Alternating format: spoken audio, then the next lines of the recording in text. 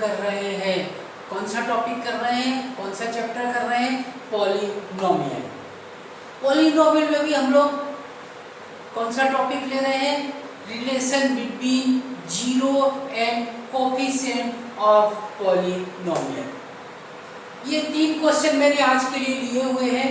बहुत common question है, बहुत इंपॉर्टेंट क्वेश्चन है, और फिर वही बात, बोर्ड एग्जाम में ये क्वेश्चन आते हैं। बहुत ज़्यादा लंबा सेशन में इसलिए नहीं ले रहा हूँ जिससे आप लोग आराम से देख सकें, आराम से इसको समझ सकें, और प्रैक्टिस घर में करते रहना है। बिना प्रैक्टिस के काम नहीं होगा, ठीक है। Our first question is, there are a cubic polynomial x cube minus 12x square plus 39x minus 28, and you have to find the zero of this cubic polynomial. It is clear that there are 3 zero of this cubic polynomial because it is a cubic polynomial. Cubic polynomial के कितने zero होते हैं? 3 होते हैं। कुछ तो condition होना चाहिए, बिना कंडीशन के how can you find the zero? Zero मैं क्वेश्चन सॉल्व पे लिखा हूँ, एक्सप्लेन कर रहा हूँ आपको। Zero are in AP. Last session में भी हम लोग ने क्वेश्चन किए थे, तो कंडीशन थी आपके पास में। कंडीशन को यूज करके ही आप जीरो फाइंड कर सकते हैं। Without any condition how can you find the zero? Okay, हालांकि मेथड है, हम लोगों ने 9th क्लास में किया हुआ है, लेकिन यहाँ आपको इस कंडीशन के अकॉर्डिंगली आपको जीरो फाइंड करने हैं। 2 zero are in zero of this cubic polynomial are in AP. अभी सवाल आता है, एपी क्या है? एपी होती है अरिथमेटिक प्रोग्रेशन। अरिथमेटिक प्रोग्रेशन हालांकि आपके सिलेबस में है और हम लोग इसको भी करेंगे, लेकिन अभी नहीं करना है। मैं थोड़ा सा आपको एपी एक्सप्लेन करता हूँ। एपी क्या होती है?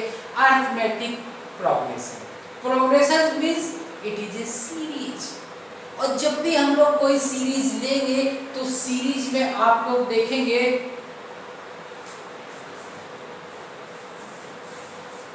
जब भी हम लोग सीरीज की बात करेंगे तो सीरीज में एक टर्म नहीं होती, बहुत सारे टर्म होते हैं सीरीज में, और सारे टर्म एक दूसरे से रिलेटेड होते हैं, तभी सीरीज बनती है। यदि पहली टर्म दूसरी टर्म से रिलेटेड नहीं है, दूसरी तीसरी से रिलेटेड नहीं है, तो फिर सीरीज नहीं बना पाएंगे हम लोग। अब यहाँ पे आता बहुत सारे रिलेशन होते हैं, एपी होती है, जीपी होती है। अभी हम लोग एपी की बात कर रहे हैं क्योंकि 10th के सिलेबस में सिर्फ एपी कवर होता है, जीपी नहीं है।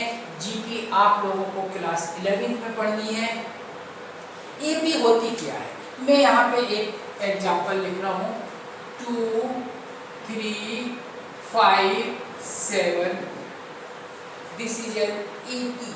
First term is 2, second is 3, third is 5 and second is 7।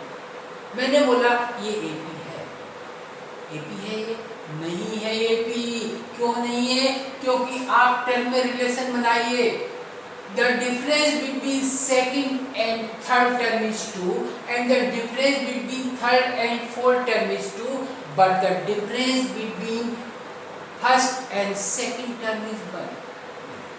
First term is not related with second term. हाँ, यहाँ पे यदि हम लोग बंद कर दें,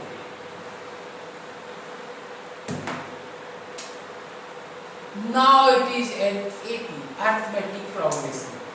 First term is 1, second term is 3, and third term is 5, and fourth term is 7, and then continue. क्या रिलेशन है फर्स्ट और सेकंड टर्म के बीच में? If you add 2 in first term, you get second term, and again if you add 2 in second term, you get third term. ये यहाँ पे relation है। आपने फर्स्ट टर्म से स्टार्ट किया हुआ है, देन 2 को ऐड करते गए हैं आप, और आपको नेक्स्ट नेक्स्ट नेक्स्ट टर्म आपको मिलती जा रही है। तो यहाँ पे हम लोग एपी में फर्स्ट टर्म को हमेशा ए से डिनोट करते हैं, ठीक। और जो रिलेशन है सारे टर्म के बीच में, उसको बोलते हैं हम लोग कॉमन डिफरेंस, और इसको हम लोग डी से डिनोट करते हैं। D. D is the common difference. It may be negative, लेकिन अभी हम लोग को नहीं करना है। जब हम लोग एपी डिस्कस करेंगे, एपी का हम लोग चैप्टर करेंगे, तो ये सारी चीजें आपको क्लियर हो जाएंगी। तो यहाँ पे आप लोग देखेंगे बेटा, फर्स्ट टर्म है हमारी 1। अब ये कॉमन डिफरेंस क्या होती है? कॉमन डिफरेंस मीन्स कैसे हम लोग डी को फाइंड करेंगे? Second term minus first term. So D is equal to 3 माइनस 1 it is 2।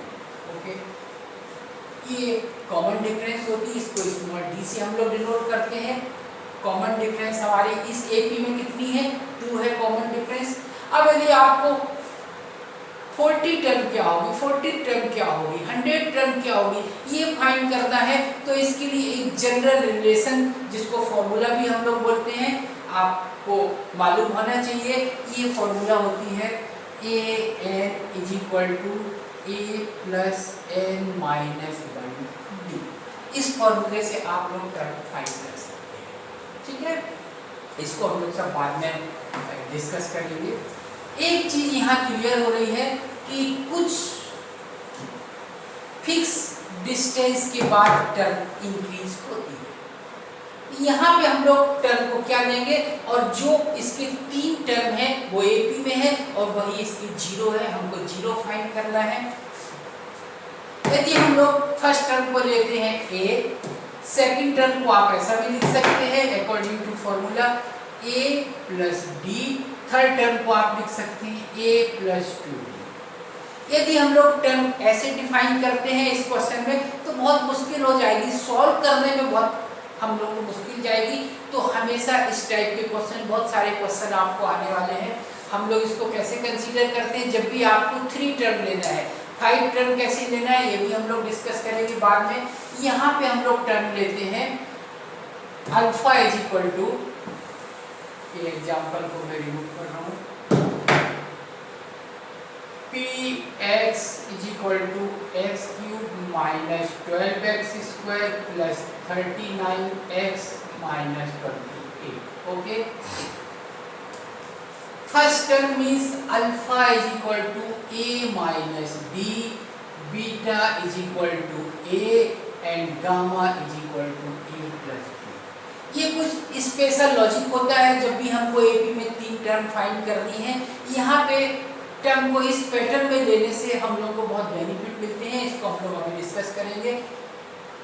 Second term is और beta, second 0 is A, then मैंने एक कॉमन डिफरेंस डी को सब्ट्रैक्ट कर दिया तो भी एपी रहेगी, कोई प्रॉब्लम नहीं है, इसमें हमने ऐड कर दिया। यहाँ ऐसा करने से बहुत सारे हम लोग को फायदे होते हैं।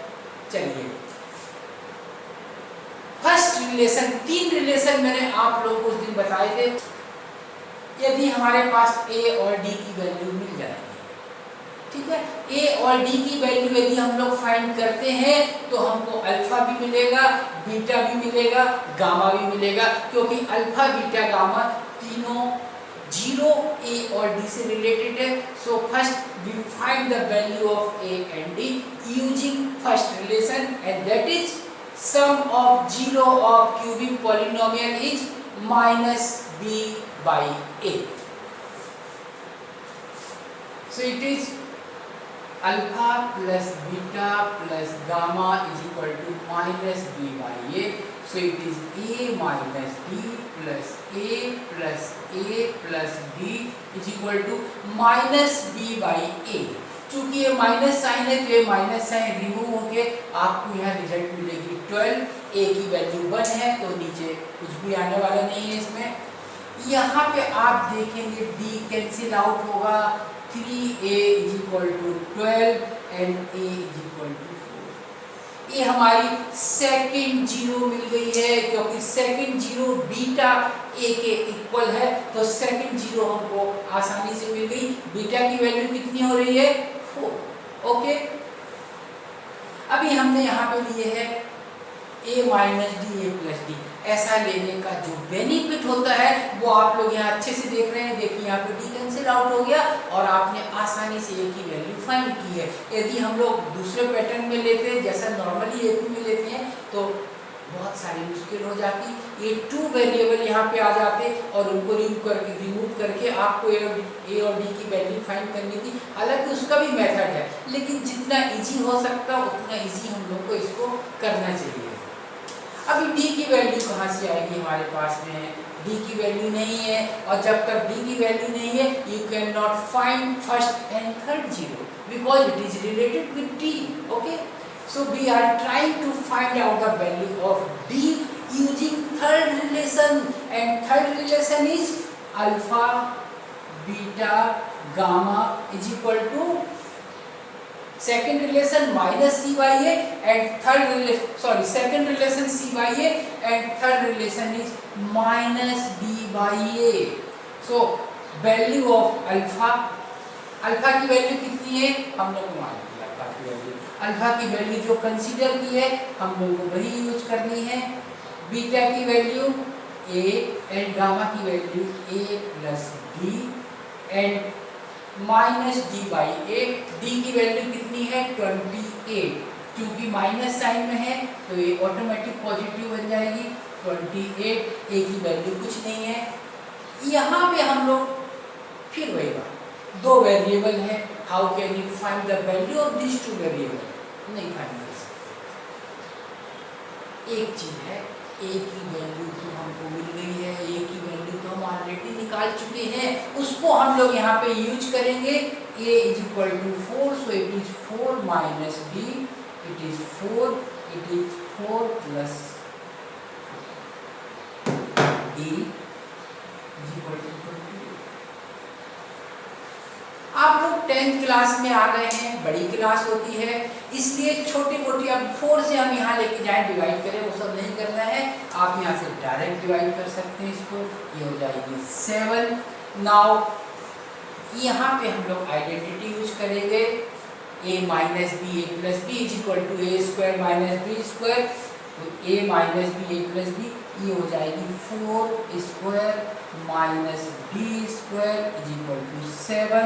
ये हो जाएगी 16 माइनस डी स्क्वायर, 7 माइनस ये 16 यहाँ आ जाएगी, हो जाएगी minus 16 D square is equal to कितनी होगी? माइनस साइन भी मैं यहाँ पे रिमूव कर रहा हूँ, ये कितनी हो जाएगी 9।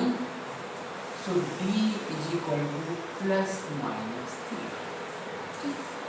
डी की वैल्यू कितनी आ रही है हमारी 3, ए की वैल्यू मालूम है, तो हम लोग आराम से अल्फा एंड गामा की वैल्यू फाइंड कर सकते हैं। अल्फा की वैल्यू कितनी हो जाएगी हमारी 4 माइनस 3 1, और इसकी वैल्यू हो जाएगी 4 प्लस 3 इज इक्वल टू 7। हमारी आंसर है 147। अच्छे से क्लियर हुआ? इस टाइप के क्वेश्चन आते हैं। अभी थोड़ी सी प्रॉब्लम होगी, जब हम लोग एपी वगैरह कर लेंगे तो आपको बिल्कुल प्रॉब्लम नहीं होगी, बहुत आसानी से क्वेश्चन आपसे बनने लगेंगे। ठीक है, now we are taking second question. इसमें भी हमको कुछ नया सीखना है आज। सेकंड क्वेश्चन में भी हमको कुछ नया सीखना है। P X is equal to X cube minus 6x square plus 11x minus 6 and G X is equal to it is x plus 2 and you have to find the remainder and quotient when you divide px by gx।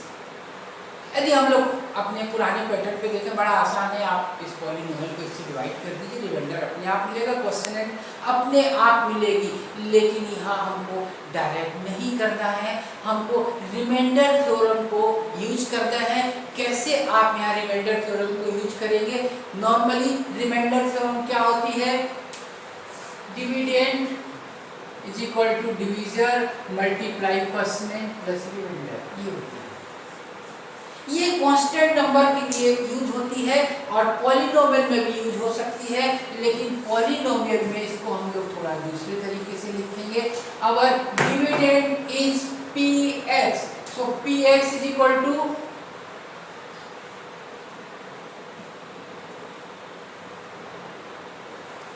Quotient multiply divisor, और means it is क्या हो जाएगी ये आपकी quotient multiply divisor plus reminder.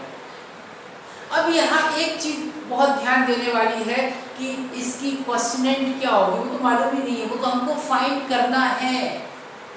तो यहाँ पे मैं लिख दे रहा हूँ क्वेश्चनेंट QX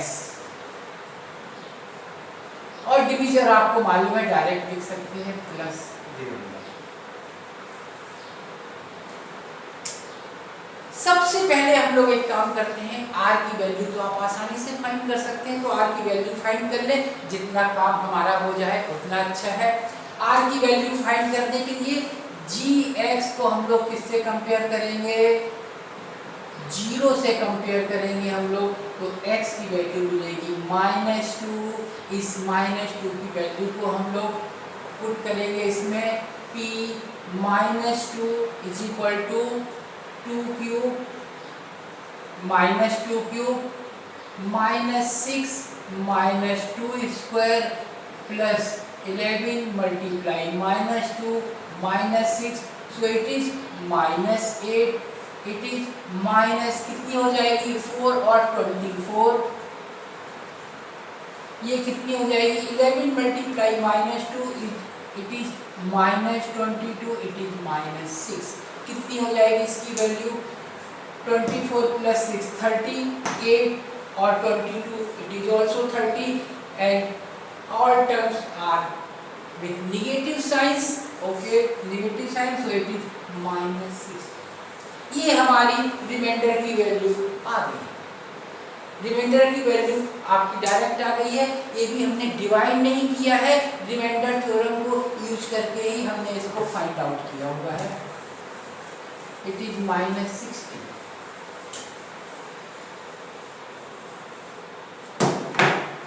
Px की वैल्यू आपको मालूम है x³ -6x square plus 11x -6 is equal to, question भी हमको मालूम है। यहाँ पे आप देखोगे ये क्या है, डिविजर है, क्वेश्चन नहीं है, ये हमको मालूम है x + 2, रिमाइंडर की वैल्यू अभी हमने फाइंड की है, इट इज -16।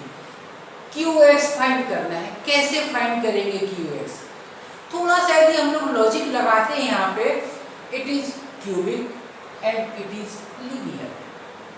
एक चीज यहाँ पे आपको लॉजिक लगाना है, बहुत अच्छे से समझने की कोशिश करना है।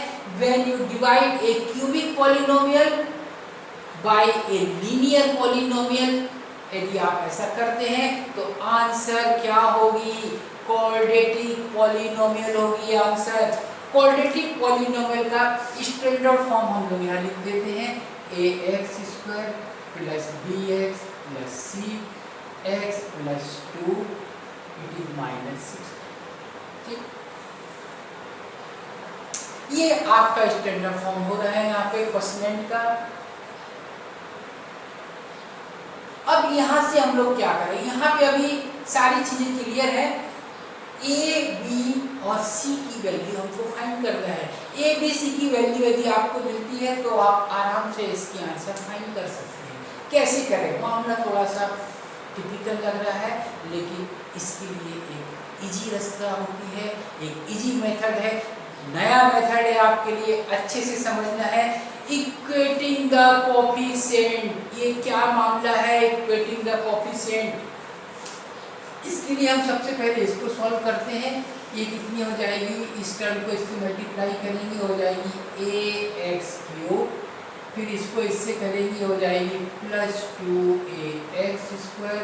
अगेन हम लोग bx को इससे करेंगे, इट इज bx², फिर हम लोग इसको इससे करेंगे, हो जाएगी 2bx, ये हो जाएगी cx + 2c -6। इसको थोड़ा सा हम लोग प्रॉपर वे में लिखेंगे, इट इज ax³ प्लस, ये दोनों आपकी क्वाड्रेटिक टर्म है, यहाँ पे हम लोग इसको लिखेंगे 2a + bx², और इसको हम लोग कैसे लिख सकते हैं, प्लस ये आपकी कौन सी टर्म है, लीनियर टर्म है आपकी, इसको आप लोग लिख सकते हैं 2b plus C X minus 60 and plus 2c। थोड़ा सा इसको प्रॉपर वे में लिखते हैं जिससे आपको कोई प्रॉब्लम नहीं होगी। Plus 2c minus 60। Coefficient of cubic term is a, coefficient of quadratic term is 2a plus b, and coefficient of linear term is 2b plus c, and it is the constant term. अब आप coefficient को compare करेंगे left और right के लिए, तो आप देखेंगे यहाँ पे a की वैल्यू कितनी है 1। जब आप क्वाड्रेटिक टर्म के कोफिशिएंट को कंपेयर करेंगे तो आपको बिल्कुल आसानी से मिल जाएगी a = 1। बड़ी आसानी से आपको मिल गई, कोई भी प्रॉब्लम नहीं आएगी। हमारा मेन टारगेट है find the value of a b c, और आप लोग देखें आसानी से कुछ और इजी वे में फाइंड किया जा सकता है। 2c यदि इसको हम लोग कंपेयर करते हैं कांस्टेंट टर्म से तो भी सी की वैल्यू मिल सकती है। अब हम लोग एक काम करेंगे, कोई जरूरी नहीं आप प्रॉपर वे में आप करें एक एक कोफिशिएंट को, जहां जैसी जरूरत है वैसे आपको काम करनी है। 2c equating the constant term, it is 2c minus 60 is equal to minus 6, so it is 2c is equal to, ये यहाँ जाके सब्ट्रैक्ट हो जाएगी 54, then c is equal to 27। कितनी होगी? c is equal to 27। 27 हमारी आंसर में भी है। मैं आंसर हमेशा लिखता हूँ, कुछ बच्चे लोग बोलते नहीं, किसी भी प्रकार का कोई प्रॉब्लम नहीं होना चाहिए। इवन जब मैं क्लास में बच्चों को भी क्वेश्चन सॉल्व करने देता हूँ, मैं हमेशा बोलता हूँ पहले आप आंसर चेक करिए। कुछ बच्चे लोग बोलते हैं सर आपने चेक करी, ठीक, सर से भी गलती हो सकती है, कोई बड़ी चीज़ नहीं है। बुक में जो आंसर दिए हैं उसको जरूर चेक करना चाहिए, क्योंकि गलत रास्ते पे हम लोगों को नहीं जाना है। So c is equal to 27। Now you have to find the value of b। आप इसको कंपेयर कीजिए, 2b plus c, linear coefficient को कंपेयर कर रहे हैं हम लोग, इज इक्वल टू 11। c की वैल्यू आपके पास में है 27, 11, then 2b is equal to 27 का हम लोग यहाँ ट्रांसफर करेंगे और सब्ट्रैक्ट करेंगे तो क्या आंसर देगी आपको -16, so b is equal to -8। b की वैल्यू आ गई है -8, ओके, एंड c की वैल्यू भी मिल गई है और आपको a की वैल्यू भी मिल गई है। ये सारी वैल्यू यहाँ हम लोग अप्लाई करेंगे, so it is x² -8x plus c means 27। x² -8x plus 27, remainder हम लोग ऑलरेडी फाइंड कर चुके हैं। रिमाइंडर की वैल्यू कितनी आ रही है हमारी 27, ओके, नहीं सॉरी, रिमाइंडर की वैल्यू आ रही है -60 और ये आपकी क्या हो गई, क्वेश्चन एंड हो गई बेटा आपकी। तो सारे के सारे आंसर आपको यहाँ मिल गए हैं। एक और क्वेश्चन है, थर्ड क्वेश्चन।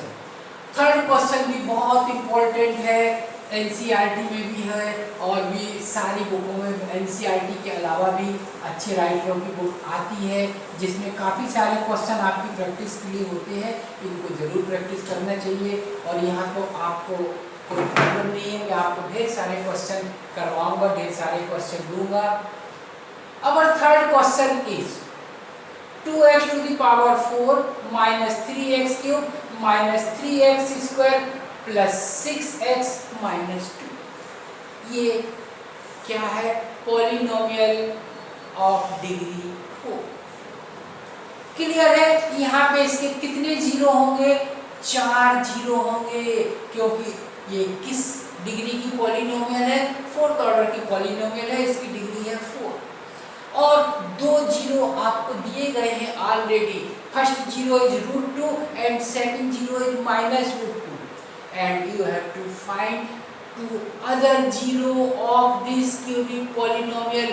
4 होने हैं, 2 आपके पास है, 2 आपको फाइंड करने हैं। एक एग्जांपल लेते हैं इस क्वेश्चन को समझने के लिए हम लोग।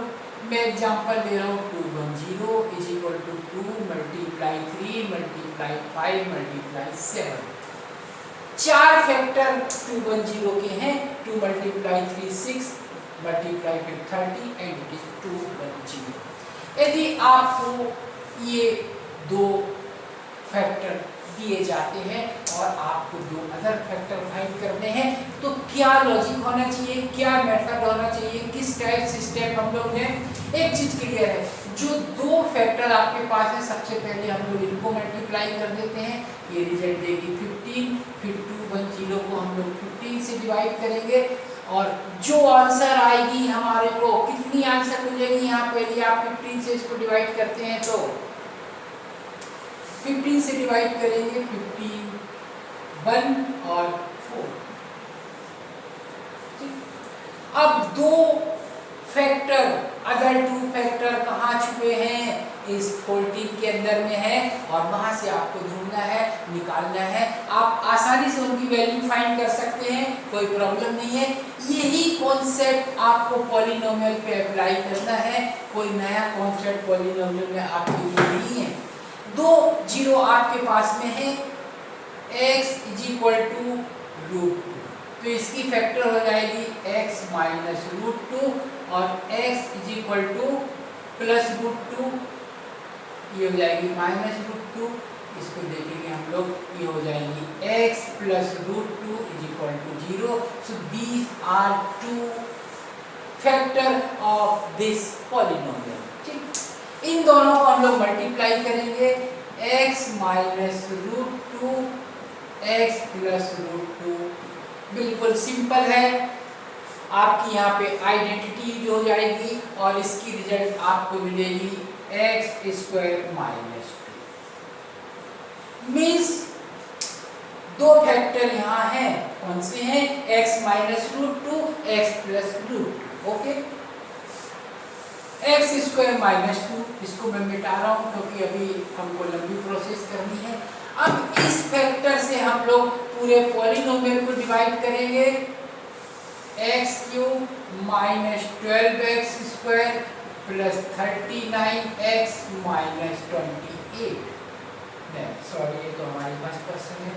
थर्ड क्वेश्चन लिख दी हमको यहाँ पे 2x to the power 4 2x to the power 4 minus 3x cube minus 3x square plus 6x minus 2 x square minus 2।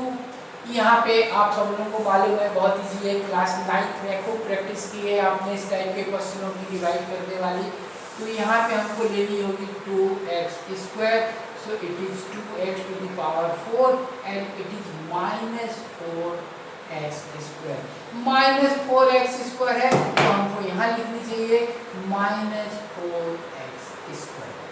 ठीक है, 2 2 4 माइनस 4 सब्ट्रैक्ट करेंगे आप, ये टर्म रिमूव हो जाएगी, इसको हम लोग एज इट इज लेके आ जाएंगे और ये हो जाएगी minus 7x square plus 6x। अब यहाँ पे हमको कौन सी टर्म लेनी चाहिए, माइनस 3x माइनस 3x, तो ये हो जाएगी आपकी माइनस 3x क्यूब और ये हो जाएगी प्लस 6x। प्लस 6x को फिर आप यहाँ नहीं लिख सकते, प्लस 6x को आपको इस टर्म के नीचे लाना होगा, प्लस 6x। ठीक, साइन चेंज करेंगे, ये चेंज हो जाएगी आपकी माइनस 7x स्क्वायर यहाँ आएगी, यहाँ पे 0 आ जाएगी, लिखने की जरूरत नहीं है।